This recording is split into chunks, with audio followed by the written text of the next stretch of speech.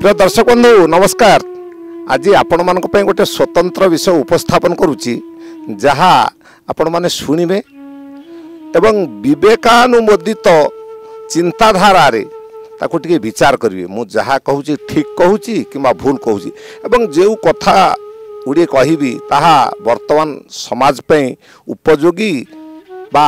अनुपयोगी तार आवश्यकता अच्छी कि नहीं आपण माने ज्ञानी गुणी साधु संत पंडित विद्वान समस्ते यही कथा टिके शुणिबे चिंता करिवे निजर विचारधारा रे आकु आलोचना पर्यालोचना करंतु। गोटे गद्य कविता पढ़ी एवं सम्यक अर्थ करदेवी आपण माने निश्चित टिके शुणिबे बोली मोर आशा एवं विश्वास। प्रवचन स्वप्रकृति गवेषणार उपलब्ध परम तत्वर संधान वास्तव तत्व निरूपण प्रच्छन्न शक्ति निहित वचन सरस्वती आशीर्वाद दिव्य दर्शन ब्रह्म ज्ञान सत्यर साधनार प्राप्त अनुभव युक्त ज्ञान श्रोतार व्याकुलपूर्ण निवेदन रे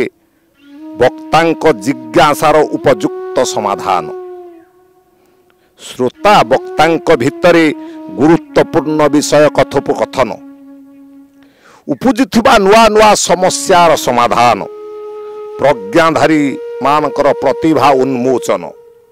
आप्तवाक्य रे देखा दिए विराट परिवर्तन आधुनिक जुगरे होई गलानी अभिनय युक्त भजन कीर्तन भरा भावभंगी रे पाला परिवेषण किंबा मनोरंजनर उपाख्यान मूल लक्ष्य अर्थ उपार्जन धर्मर व्यवसायीकरण समाज पाई यह कि शुभ लक्षण। अतीत जुगरे वेदशास्त्र थिला मुनि ऋषि मानकर दिव्य प्रवचन से माने केउ विद्या पढ़ी मु निजको करे बारंबार प्रश्न से माने की विद्या पढ़ी मु निजको करे बारंबार प्रश्न वाल्मीकि केउ आधार रे लिखि थिले रामायण आधुनिक जुगरे कालिदास केमिति कले ससे मीरा शब्दर वाक्य विश्लेषण महात्मा गांधी गाउथिले राम नाम करुथिले गीता अध्ययन किंतु काहेकि कले स्वाधीनता आंदोलन ताहा हेउची समयर आवश्यकता को परिपूर्ण घोषा घोषी पाठरे तुमे होई पार बड़ शास्त्रीय विद्वान किंतु देई पारिबो नाही प्रवचन विश्वामित्रंक भली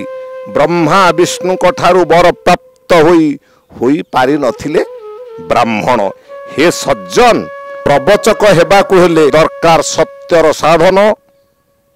आत्मज्ञान सत्यनिष्ठ त्यागपूत जीवन जापन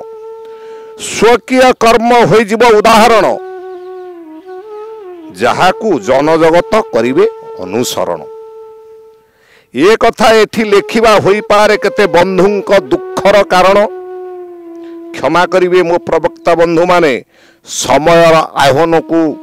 कर आकलन क्षमा करिवे प्रवक्ता बंधु माने समयर आह्वान को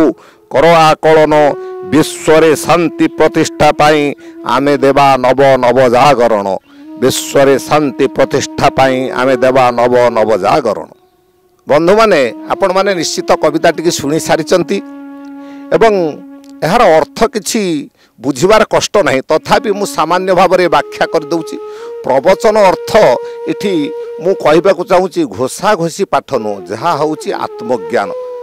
समस्त विद्यारु सारांश संग्रह करी मनीष कर्म रे जहा रूपायन करे से कर्मर उदाहरण देले ता हुए प्रवचन। किंतु वर्तमान समाज रे कोन होईची ना ये हे जाईची व्यवसायीकरण मूल लक्ष्य होची अर्थ उपार्जन समाज जुआड़े जाऊ आमर केवल अर्थ दरकार मान दरकार सम्मान दरकार प्रतिपत्ति दरकार आमको लोक जानिबा दरकार। किंतु यही परिप्रेक्षी मु कहबाकू चाहिछि एवं कहिछि प्रवचन वास्तव अर्थ कौन तत्व कौन ताकू मु कविता माध्यम रे मु सुने देछि आउ अधिका फेणे कहिले आपण माने सुनिबे नै देखिबे नै एक कथा मु भलो भाबे जाने तेणु सेहिति पई कहूछि पाला गायक माने गीता कहती भागवत कहती वेद कहती साहित्य कहती समस्त शास्त्र कहती गाँति बुझाती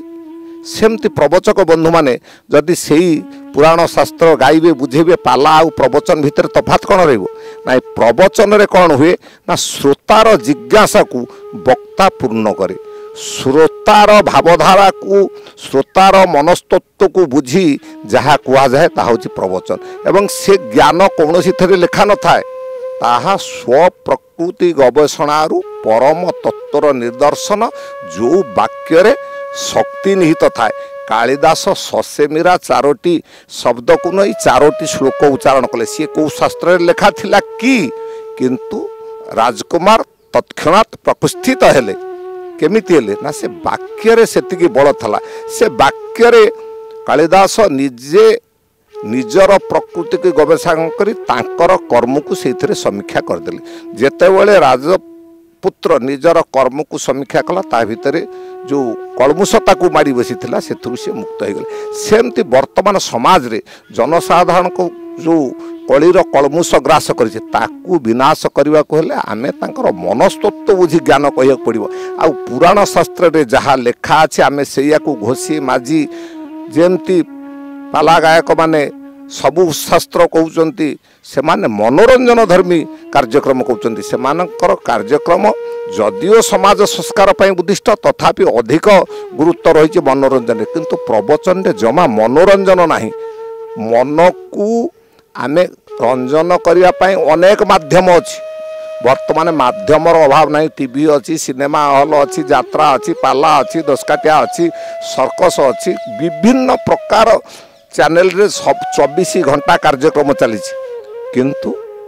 मनीषर प्रकृति से मेंटी जाऊँगी ना परम आनंदित हो ना समाज रे शांति सहति आसूची आम भितर वास्तव भगवत प्रेम ना भगवत प्रेम जो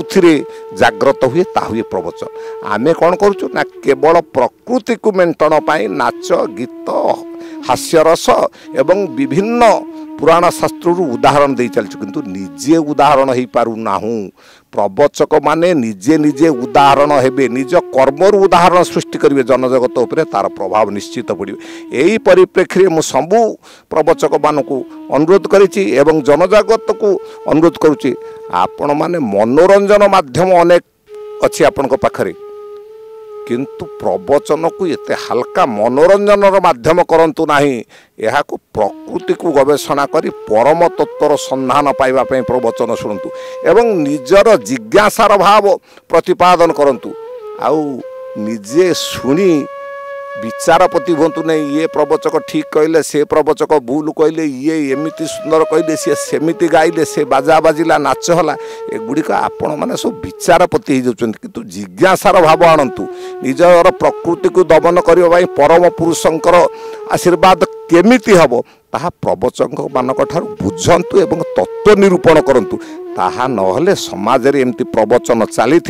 संस्कार आसब नहीं आमे धीरे धीरे विनाश आड़ को जेमती गति करुचे सेमती गति करी चलिबा आम पूर्व पीढ़ी माने आम जी संस्कार रखी आमे ताकू अवक्षय करुचे आम पर पीढ़ी आमे किसी आदर्श साइतिबा को हेले समस्त गीता भागवत वेद पुराण शास्त्र मर्यादा को रक्षा करी ताकू घोषी पढ़ी माजी तार सारांश को निजे कर्म रे रूपायन करी जनजगत को आकर्षण करंतु। जय जय मुक्ति मंत्र सत्याश्रम जय। ओडिशार प्रथम आध्यात्मिक यूट्यूब चैनल मुक्ति मंत्र सत्याश्रम को सब्सक्राइब